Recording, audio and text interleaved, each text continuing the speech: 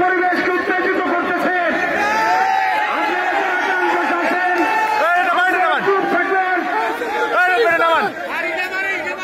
সম্মানিত নেতৃবৃন্দ,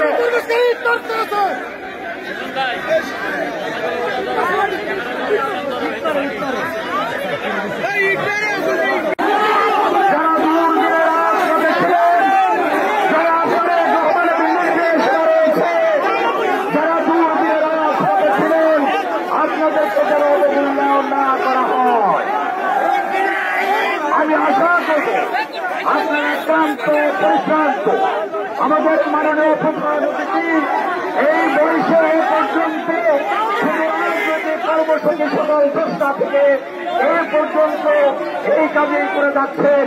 উনি এখন পর্যন্ত দুপুরের খাবারও খেতে এটা কিন্তু জনসভা না, আমাদের যত ছাত্রদল যুবদল আমি তাকে বলবো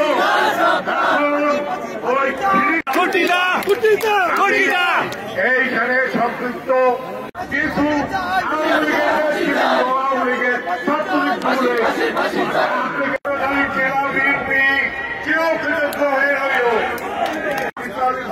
চারটা ভাবে যারা জেলা বিএনপির মিটিং এর সদস্য শুধু তারাই করবে। অনেক লোকে আছে যারা সারা দুপুর না খেয়ে আপনারা এখানে বসে আছেন,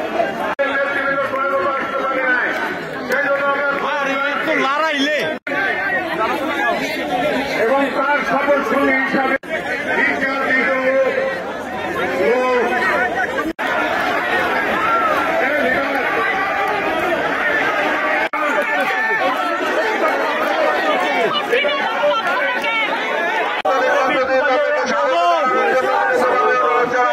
স্বাগত।